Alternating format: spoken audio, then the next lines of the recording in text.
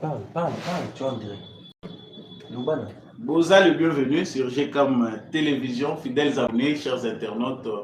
Napesi bino matondo mingi ndenge boponi. GCAM Télévision pour partager na bino basango ya République démocratique du Congo. Liboso na bino comme d'habitude Samba Olonga azali wana pour kopesa bino basango comme d'habitude des pères et des mères pour partager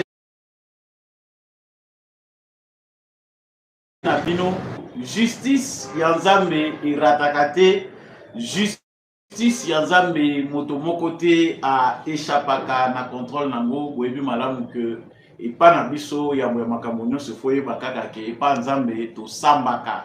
Soki yo kosalaka mabe okanisi ke moto aza komona yo, to pe ozali kosala mabe okanisi ke ozali yange oleki bato nyonso na makasi, ye ba yango ke tôt ou tard tu finiras par payer les prix des actes.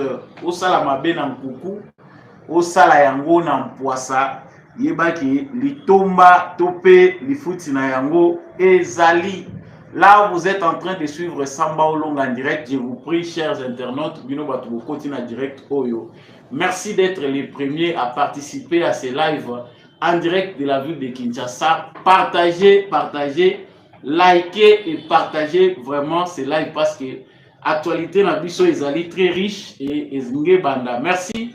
Nande kwa azali kolanda biso depuis Mbujimai, ba téléspectateurs na biso nyonso bozo ya ndanda biso depuis Mbujimai na Kasai oriental. Samba Olonga vous souhaite le bienvenu.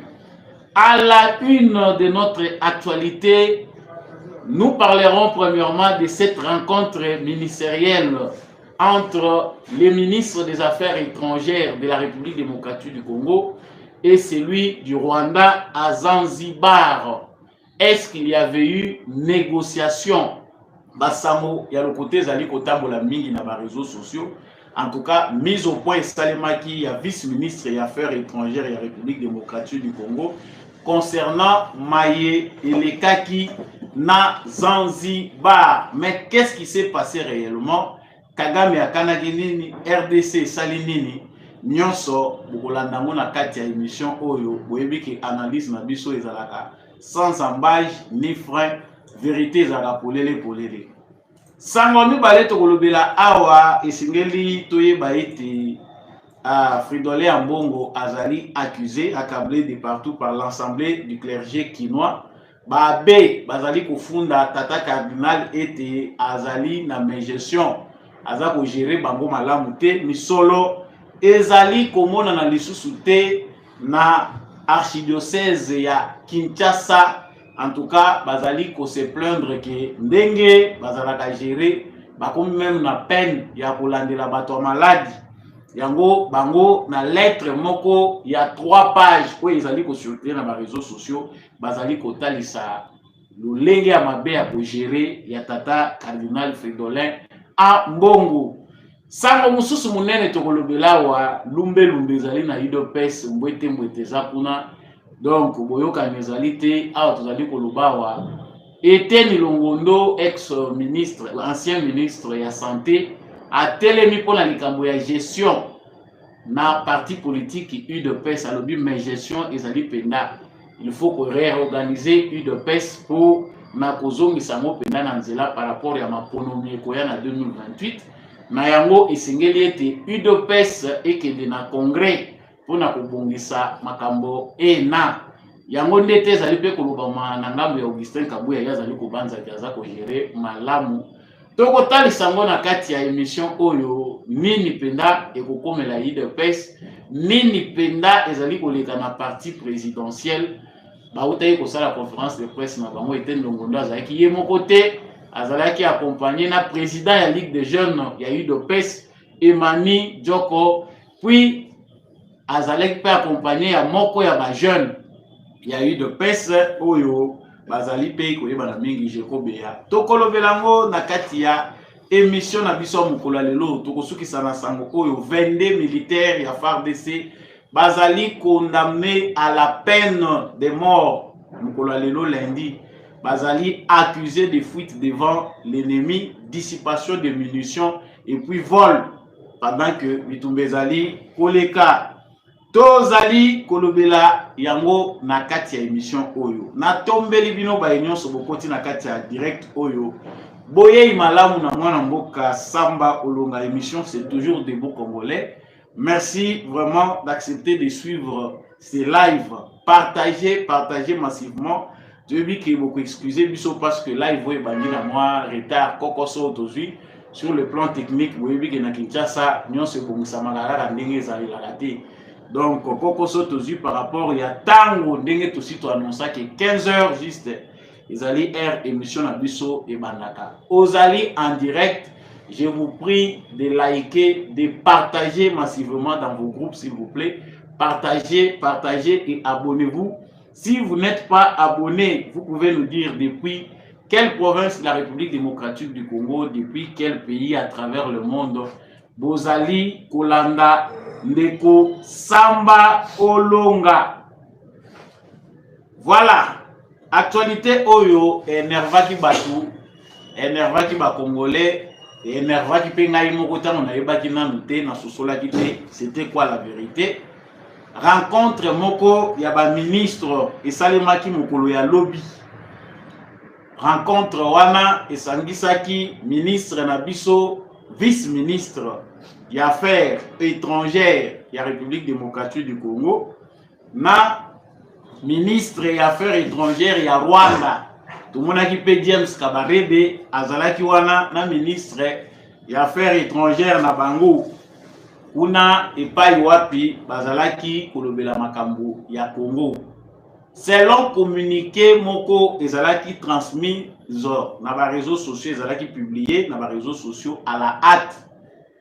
En tout cas, le gouvernement congolais serait en train de négocier avec le gouvernement rwandais par rapport à ce qui se passe, la situation à l'est de la République démocratique du Congo.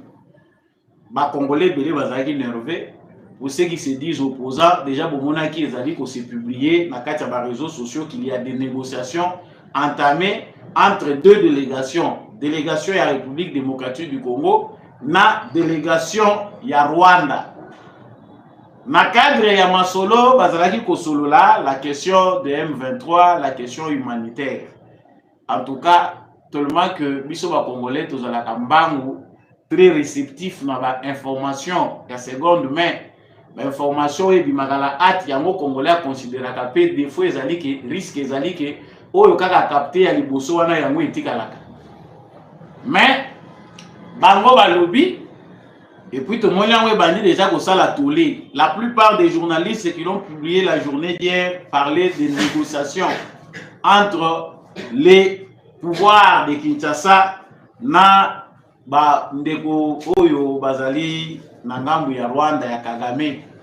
Balobi ndenge boyebi koyoka ngo ke ba négociation ezali pour trouver la paix. Comment la RDC peut aller tête baissée na kati ya ba négociation ya lolenge ya boye.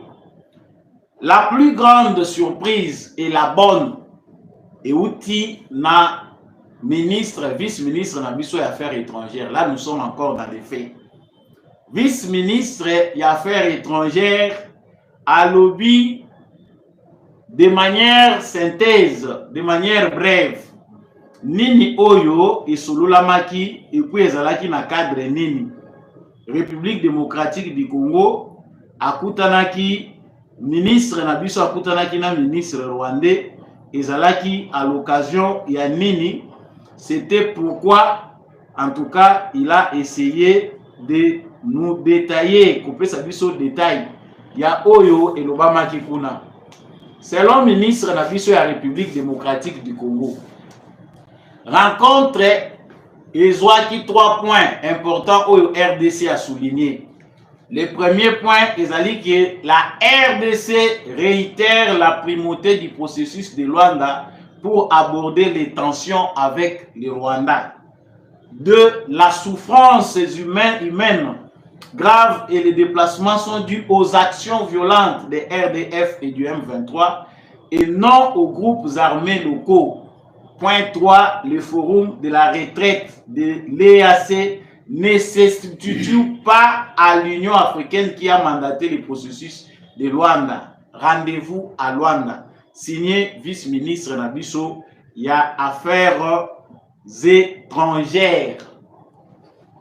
Bande Konangai, Rwanda azalaki na calcul na ye. Ce que nous pouvons considérer comme information, d'abord au premier lieu, ezalaki que ezalaki na réunion moko prévue te oyo RDC azalaki nango na programme na ye pour que les ministres des Affaires étrangères de la République démocratique du Congo na ya Rwanda bakutana. Comme ça s'est fait d'ailleurs na Luanda, sous l'égide du président angolais Joao Lourenço. Mais comme Kagame a besoin de déplacer processus où ezali koleka na Luanda pour amemango ekota na cadre ya EAC, ils ont trouvé qu'il était bon parce que na makambo ne bazali kosololango, il y avait là-bas ministre rwandais affaires étrangères James Kabarebe, toza awa na facilitation à Tanzanie, Soudan du Sud, ba président ba co-président ya EAC, l'Ouganda et puis Kenya, bazalaki wana sur place. Pour les Rwandais, c'était question que pas coincer biso to négocier. Mais comme les alliés est important que diplomatie est na ba vertu nango, il faut tout le monde d'abord qui RDC a tindinani.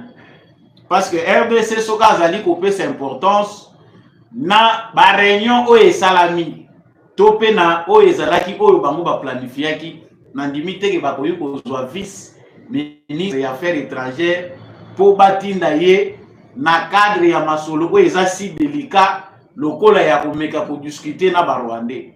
Il ne serait pas le mieux placé. Tout le monde envoyé spécial au président de la République à d'habitude.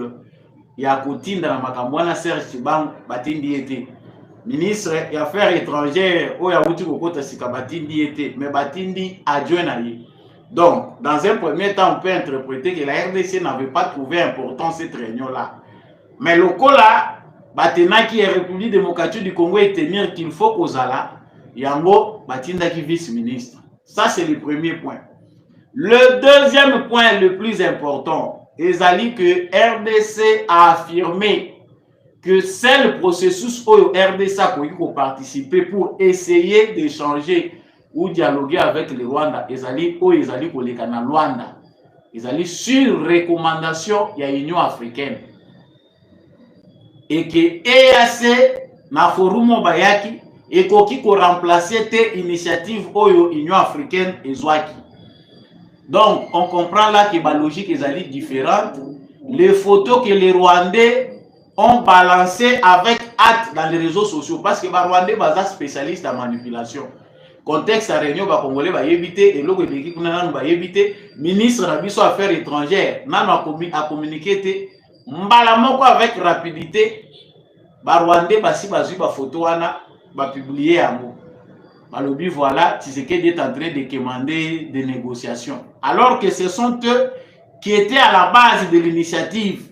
Oh, ils allaient pas cadrer, ils allaient prévu péter.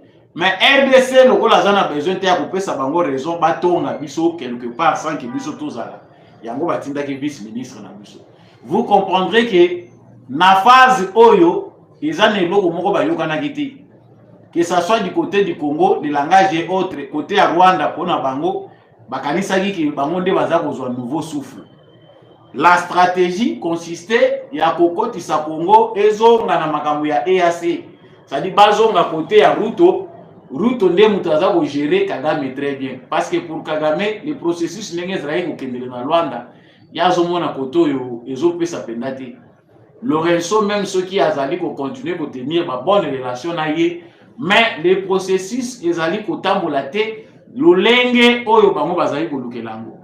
Voilà pourquoi ils ont voulu présenter ça devant le monde entier. Nous pouvons dire que Nangambu na bango et voient le Congo faible parce que les soucis de Kagame ezali que va gagner plus de localités, va kangata grande ville moko comme ça en termes ya ba négociation. Ceux qui ozali koya tête baissée ozali koya na position faiblesse na oyo babenga la négociation, c'est-à-dire yonde mutoko céder mingi ba concession.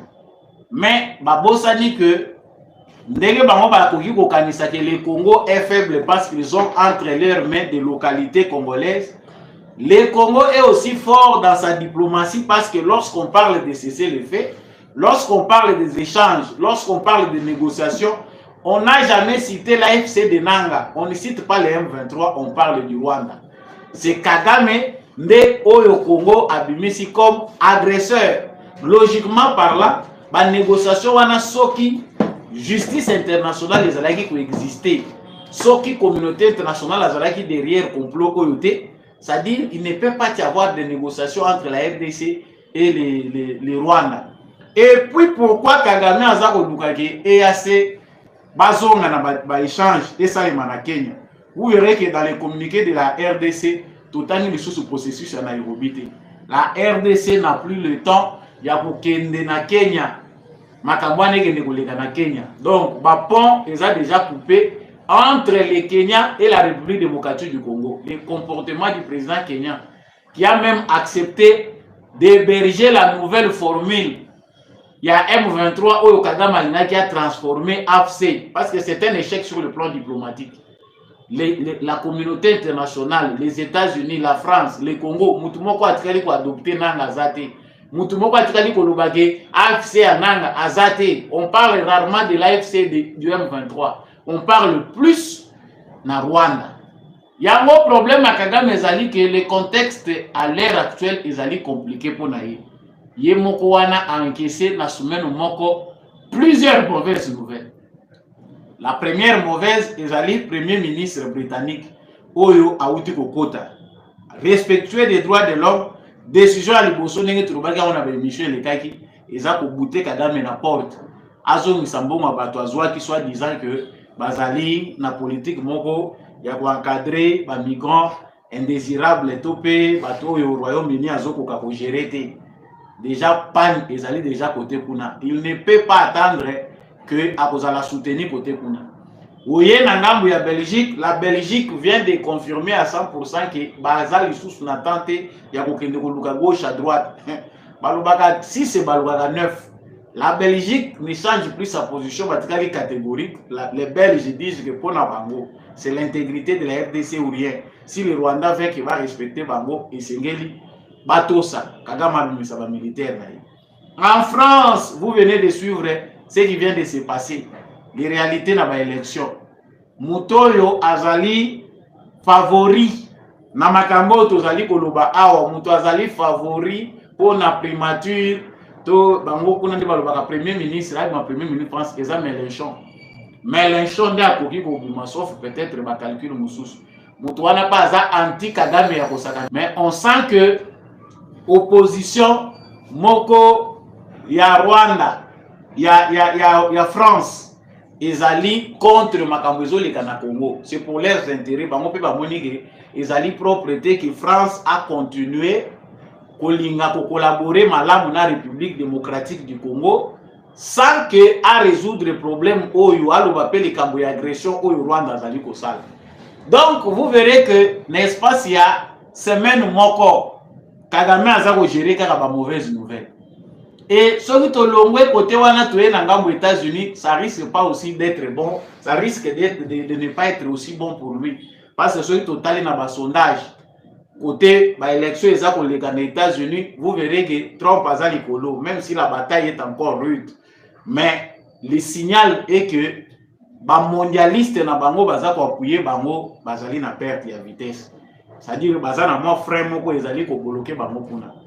Donc les négociations que veut créer Kagame à la hâte pour dévier processus ya Luanda oyo ba yebisa ki ala kisana mokili mobimba ba M23 ba tela ki est des clés boa et c'était Félix Tshisekedi na prudence na ye a se pela ki ba tia ngo na Nairobi ngo na Luanda po soki kuna esote ba koyi kozwela ye kotoyo na Kenya loko le sauter azuru to muninga na ye bazongisi ye na Luanda. On va observer Luanda va faire.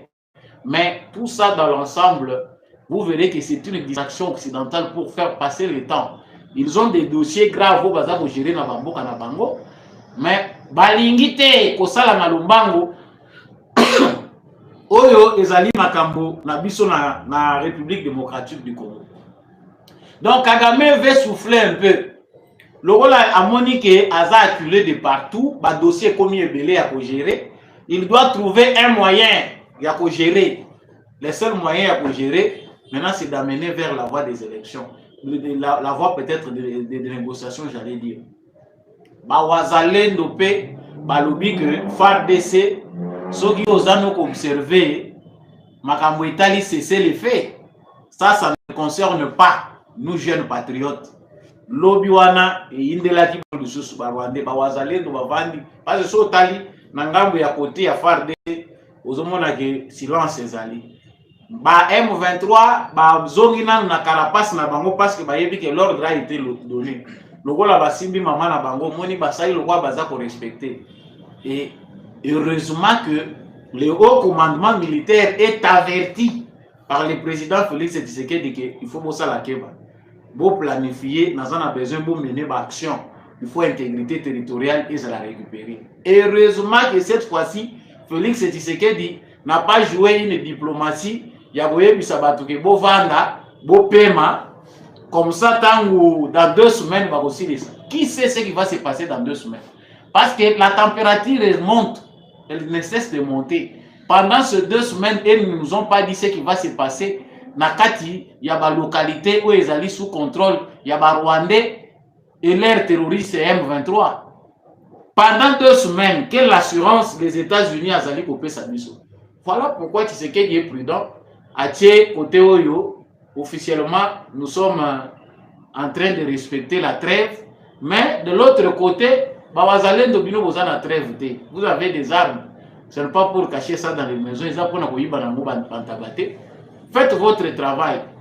Donc, lobby Namatembe, à 12 km de Kasségué, les Ouazalendo se sont encore affrontés avec les RDF ou l'armée rwandaise Otozali Koloba M23. Ils se sont affrontés. L'armée, selon les Baza Koloba Bazo, restait toujours prudent. Mais pensons réellement que dans le stade autocomi, il n'est plus question que Congo a gardé oreille attentive dans la communauté internationale à Boloma. Il y a biso conseil tout ça au le président Félix Tshisekedi ezali ya koyeba que aussi to encaissé na stade to komi, nous connaissons déjà ce que sont les Rwandais. Aussi to maîtriser déjà qui est Kagame. C'est temps ici, bango ba yebi que biso peut toujours préparer. Bango peut bazo se préparer. Toboyi, tokomi na fin ya oyo balakisi officiellement que ça trêve aux localités moko ekoyibuna. Au moins nous sommes bien avertis que cette fois-ci ça passe ou ça casse. Kagame pour lui c'est le combat, c'est la lutte de la survie politique et ça dit survie à règne na ye. Différence entre biso na ngambo na biso na Kagame zali que Kagame lutte pour sa vie. Il sait que son destin se joue en République démocratique du Congo. S'il perd la guerre en République démocratique du Congo, ça veut dire que l'histoire de Kagame est sili. Heureusement que Félix Tshisekedi aussi sage qu'il est, il a donné la cible, a présenté la cible Madame M. Kagame. Pour ceux qui bobomi kakabokati mukila ya pamba, M23, bondimi bakende ko soumettre un exercice. J'ouvre ici une parenthèse. Vous verrez que Kagame agit à travers des Congolais à l'interne. Pendant que la RDC cherche à imposer des conditions à niveau international pour que sanctionner Kagame à la fragile, il n'y aura pas de bataille finale. Si Kagame au niveau international va coincer Yelibela, victoire finale, les que nous allons marcher à Kigali sans armes. Mais qu'est-ce qui se passe au Congo? On nous fait sortir maintenant lié à Kagame. Il y a époque à Joseph Kabila. Vous pouvez vous demander, il y a un autre tour dans Thierry Kambungi na Christian Osakweno, bakende ko bimisera muyumba wapi parce que ce sont des cadavres politiques.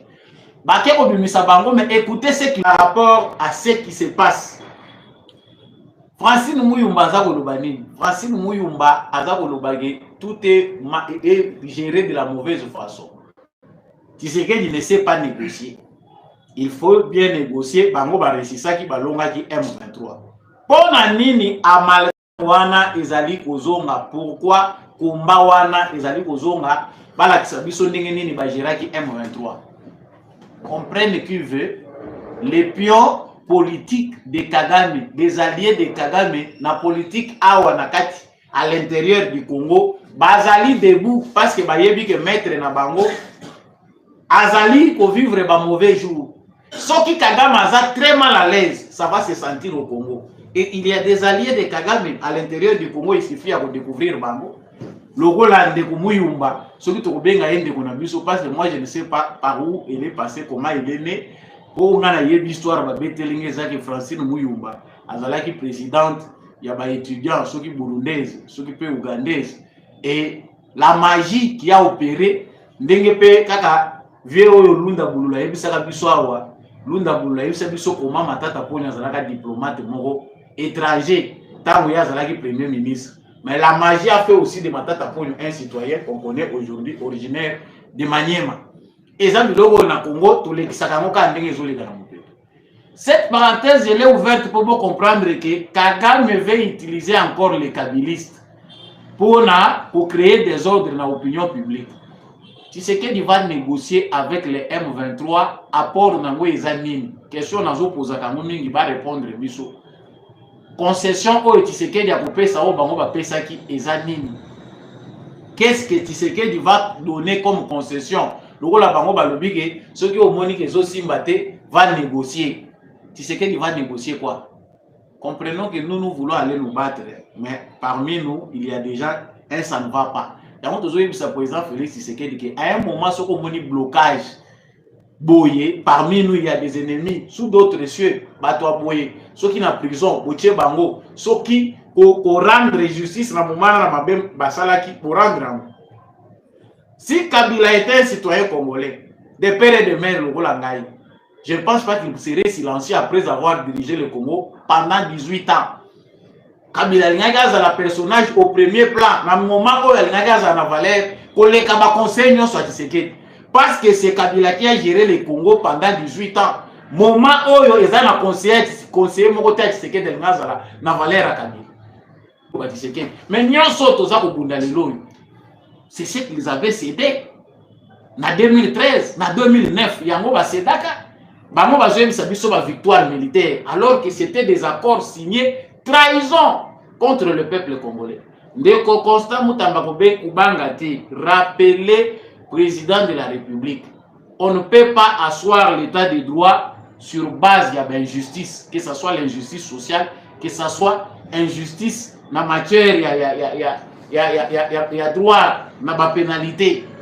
Comment un groupe d'individus qui basali biso le état congolais kufa ba ko continuer ko finga kabiso? C'est parce qu'ils ont pensé que pour na bango le fait que Félix Tshisekedi na Kabila ba pesana ki maboko basali passation de pouvoir de la kisi congolais tondi mabenyo so basala ki tobosani ya.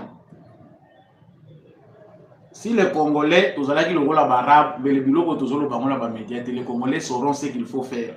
Mais lokola Congolais azana est le peuple le plus tolérant, les citoyens les plus tolérants de la planète sont Congolais. Ah voilà pourquoi ils ont les gandengwana, ils appellent à la violence ici.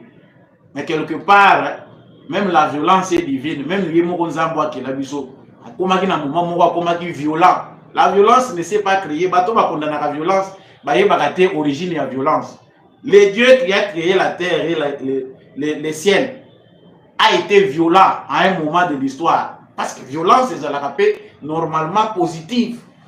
Donc bato ba da ko philosopher sur violence bazo kanisa que non violence c'est la kisi que yo vanda kaka kimiati mabenyo seza ko sale mayo ko bakate Monsieur le président Félix Tshisekedi de revoir cette histoire. Donc je clôture nakangi parenthèse au qu'on a kotali sabino que ezali important naba makambo balingi ko imposer biso comme négociation d'ouvrir encore une bonne brèche. Les Congolais du M23 ou soi-disant balobini oui. La RDC a déjà montré sa bonne volonté à Koyamba. Tout celui qui est congolais, congolais, il faut à mon âme. Samoni Balé et ce qui s'ingaille, vient que vient voir l'imoiseau mon dans le sous-souté. Papa Rabiso cardinal. Mukanda mwezo circuler dans les réseaux sociaux, ils ont 3 pages. bato bakomi yango eza assemblée bazaka lokola regroupement soki association assemblée ya baclérigé kinois babe nyonso oyo ya archidiocèse ya Kinshasa bazali debout eloko oyo bango bazali kobelela ezali mégestion ya UDPS te mais l'église catholique na archidiocèse ya Kinshasa baza kofunda mbongo parce que ambongo aza ko gérer bango malamu te surtout sur makambo etali mbongo donc ambongo na mbongo ça rime les abbés balobi ba prêtre ba komi na passe ya ko gérer ba clergé na ba église bazali po nyonso eza centralisé pa mbongo mbongo makambo nyonso ezali na ba paroisse ezali même ba école privée oyo bazalaki ba créer na kati ya ba concession catholique nyonso ezali kokende kuna na niveau ya likolo mais mbongo yango po ezonga et résoudre pe ba problème oyo bango baza nango ekomi problème moto akoki kobela okozela mbongo banda bokotisaki so bote bato baza bazwi nanu mukanda wana te okokomelanga sur WhatsApp mukanda yango eza public eza molai 3 pages c'est pour exposer tolobaki eloko depuis longtemps bato oyo baza koakize Tshisekedi batie Musapi boye il faut bazala clean ambongo amemaki ekulusu ya kozala opposant pare ya ba opposant contre Félix Tshisekedi sikoyo yo olingi kozala exemple ya gestion ya mboka oyo ozo critiquer Tshisekedi mikolo nyonso ke mboka eza mal géré bazali ko détourner le peuple est dans la misère mais quand on regarde ce qui se passe à l'église catholique est-ce qu'ambongo azali exemple pour musala ya mbongo ezali politique te musala ya mbongo eza église kutu na église nde esengelaki yo ozala malamu po toyebi kobota te oza na moto akolelela yo nzala te soko olingi osungaka na motema na yo malamu mais lelo yo moto ya bota te aza na bana te selon ce qu'on connaît officiellement aza kogérer bato mabe mbongo ekendaka wapi. Vous voyez les problèmes que nous avons au Congo.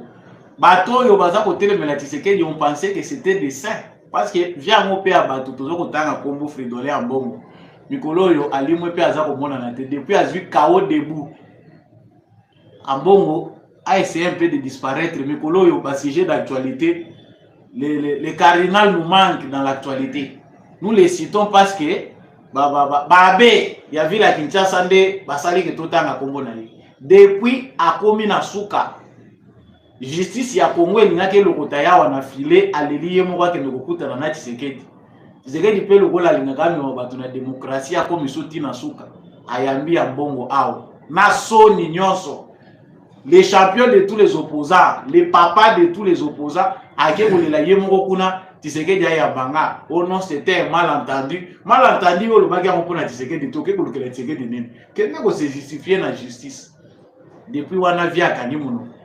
La dernière apparition, c'était d'aller se présenter dans le nouveau bureau ya Senko. Dans le bel amopiao. Non, tu y es présenté au bureau na biso ya Sika Senko. Et l'on y a Sika to moni a moté. Pour part kaka filigence moteba. Oh, to moni a wuti kuna babaki si les sous une équipe wana.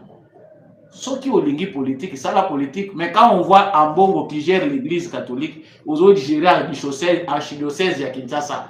Et tous ceux qui sont ici, pour eux, ils ont la générale. Ceux qui te continuent en détail. Et ça passe.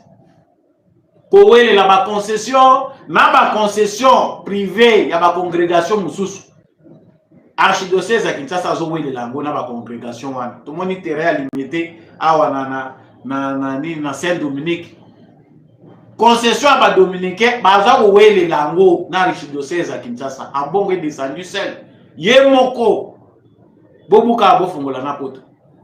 Mais quelqu'un de comme ça veut nous donner l'exemple que Mboka exagéré ma paix yo lingo pes. Jésus était lui-même un exemple.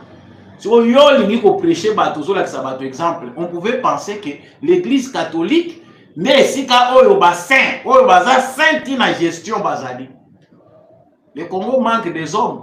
Aujourd'hui opposition est koufi banda pe ambongo bakangisi ye munoko libela opposition est koufi. Le vieux Martin Fayoulou, na Moïse Katumbi, bazongeli à ping-pong. On ne sait plus à quoi s'accrocher. L'opposition est comique à côté de la changer la constitution parce qu'on n'a pas de plan.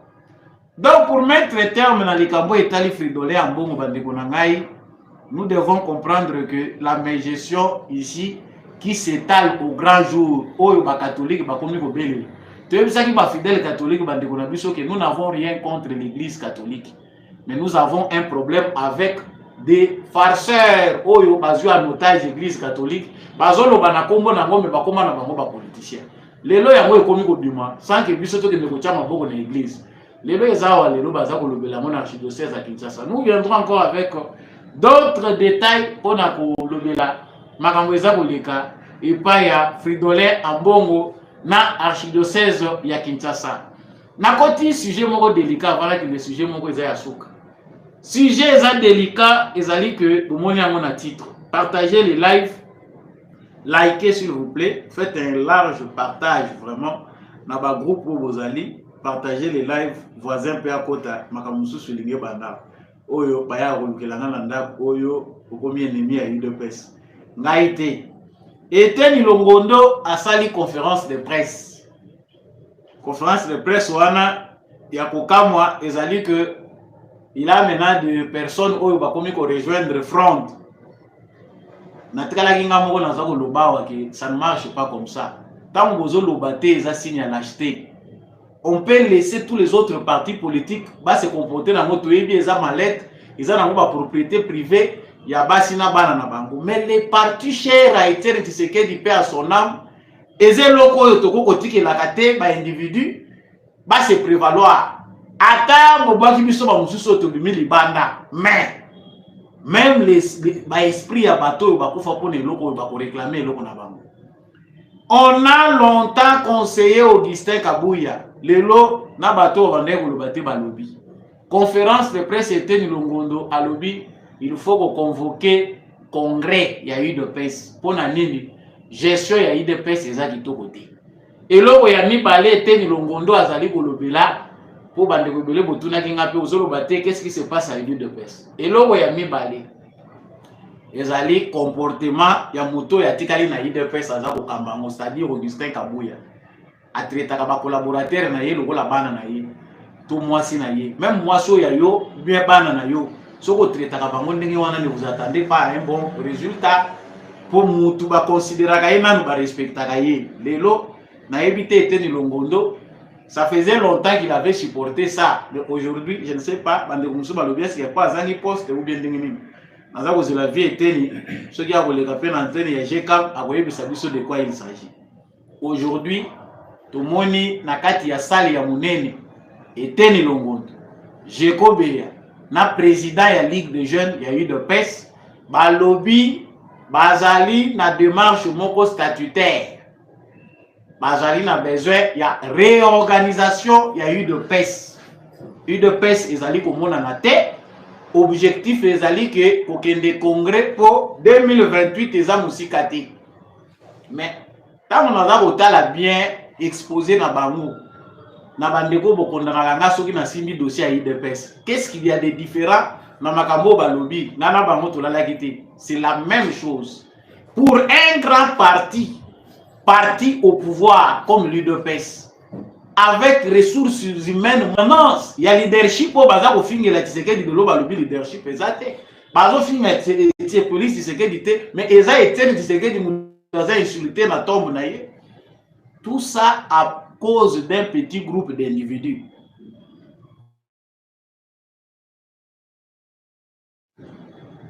Etienne Tshisekedi azaki munene ya kosakana te. A commis géant, mais il s'est rabaissé toujours. Batomike bazoki de kolukaye, balukiye, omoni, audience à accorder, beaucoup d'aninaï. Mais le lot, tant que tu as batu puissant, okoki kolobanaye, do bayo kayote. C'est la chute d'Augustin Kabuya, ils ont acharnement. Naïbi Saki une émission, les gars que il faut à un moment savoir s'arrêter. Biloko Tolobaka Oyo, ils ont le conseil moko public. On n'injurie pas les gens, mais tous allez, au ça la paix observation, mon ils allez honnête et puis clair. Na franchise, il y a combat Etienne Tshisekedi, à tikala ko la kisana batute qu'il faut qu'on soit la hypocrite. Là où il y a le mal, il faut qu'on condamne et base il y a démocratie, ils allez liberté à ma opinion. Tant que vous avez travaillé, ça n'a pas eu ba critiquer you. bako condamné yo que ça soit vérifiable. Tout le monde dit que IDPS est sambourbé, IDPS n'a pas perdu différence exacte. PPRD zalaki ko corrompre, à l'IDPS on corrompt. Et puis on vient défendre ça sur la place publique. Au sommet badi pia ko corrompre nango batu. Au lieu même on s'est caché au bimi oye ko ganga au lobby que oui, na Kabila dia ko sabana manga. C'est une honte pour les partis chers à Etienne Tshisekedi. C'est une honte pour le président de la République. Tu vois, ceux qui ont monnaie comme limité. Mais il faut laisser qu'il tire, il y a des missions de Kobomabiso. L'UDPS au pouvoir est égal à l'UDPS dans l'opposition. Ce qu'on a dit, faute, il y a par exemple, les militants de l'UDPS se comportent toujours comme des opposants. L'UDPS, dans l'état d'esprit, il y a des combattants, il y a l'UDPS, c'est encore l'opposition. Vous excusez-moi ce qui est choqué, mais ce que je dis là est vérifiable. Pourquoi? Parce qu'ils ne sont pas préparés. Dans un parti politique, on forme les gens. Démocratie est à la base. Quand on crée un parti politique, on forme les militants, les citoyens. Les partis politiques ont aussi les devoirs. Il y a qu'à forger, qu'à former la population. Le civisme et la démocratie. Mais ce qu'on a dit, il y a des makamwana au tout naté. Ce qu'on a dit, au ennemi Augustin Kabouya. Comportement zaka ndenge moko na opposition. Il y a qu'à diaboliser la batte. Ceux qui nous tapent sur opinion contraire, à combien ennemi, à outil la mouka, à outil boye, infiltré. Comment l'UDPS peut gérer et conserver le pouvoir longtemps, le plus longtemps possible? Makambo tozako luboyo, tozako kota na bandako ebele. Il ne s'agit pas de l'individu Augustin Kabouya. l'UDPS est dans la réalité, na mona balimi. Yo salita na yo, umoni ngonge koki, tout le monde passe de vous. Il faut savoir partir. Et loko eza passé pas ba congolais pour na nini. Babanda ko tumula bana na biso maternel, ba pesa ka bango batonga ya koyeba kaki na démocratie soko moni bato babaye yo il faut ko démissionner. Ça c'est pourquoi c'est dur. Tokanisa qui école Etienne Tshisekedi ko ça l'exception. Mais là encore c'est la honte.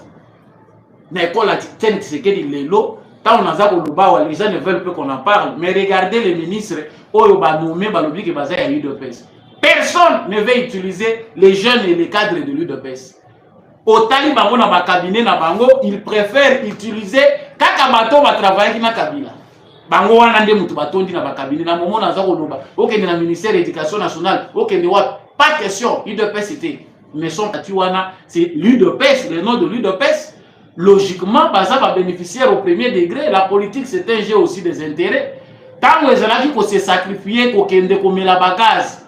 Komunda bitumba tout le monde qui baza sophistiqué baza ko bimalelo te. Il faut aussi respecter ces gens-là. Oyo basali te bozwa lelo ba poste bozali ko occuper. Mutazo respecter te.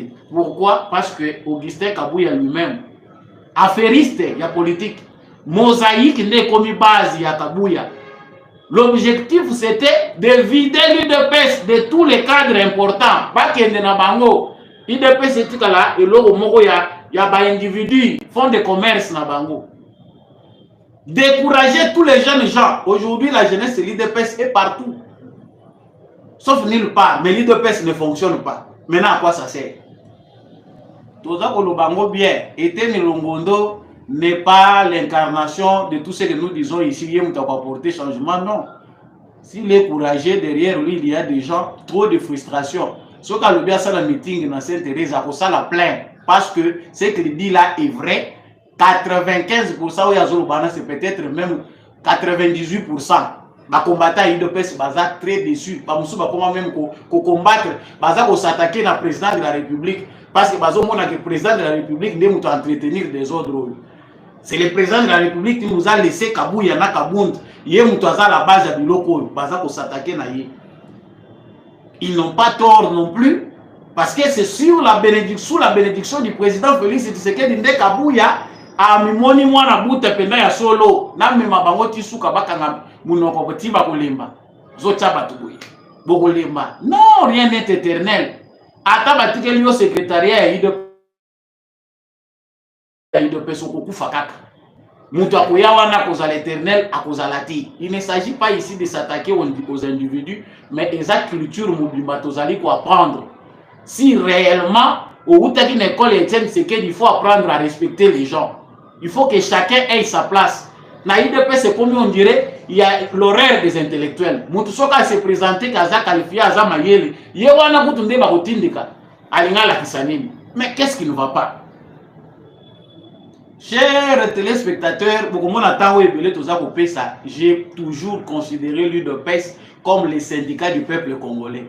Tant que vous scrutez le parti politique, c'est vrai, le leader est ambitieux. L'INC de Kamere est ambitieux. Mais on ne voit pas un parti politique où les militants peuvent se sacrifier le lengue oyo. Bandeko ya UDPS, jeunes ya UDPS se sacrifier. Ils ne sont pas deux partis politiques comme ça na Congo. Mouta kondima sacrifice wana zalakati. Mais même un minimum d'organisation suffit. Bon, organiser quand même moi ma niveau moko que mouta zala na place na ye. Il ne vous demande pas tous de devenir ministre.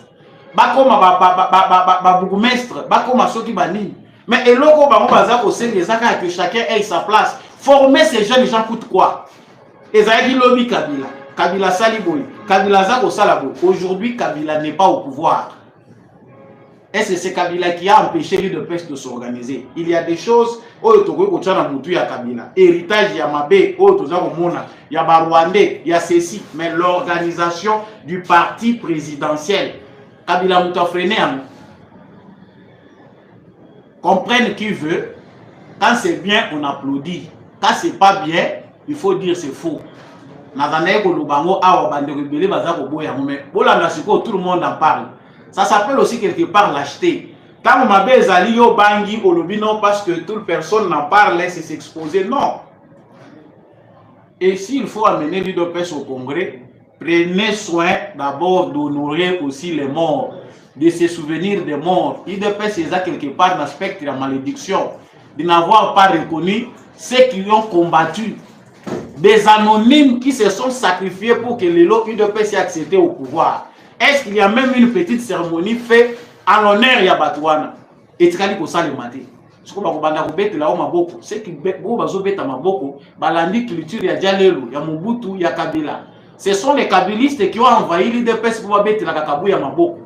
Parce qu'un vrai combattant ici dans la lignée, l'école Etienne Tshisekedi, avant de mettre la Kakabou ya Maboko pendant que ça ne marche pas. Après 10 ans, l'UDPS est capable de retourner la fédération Moko. L'UDPS est retourné à 20 ans.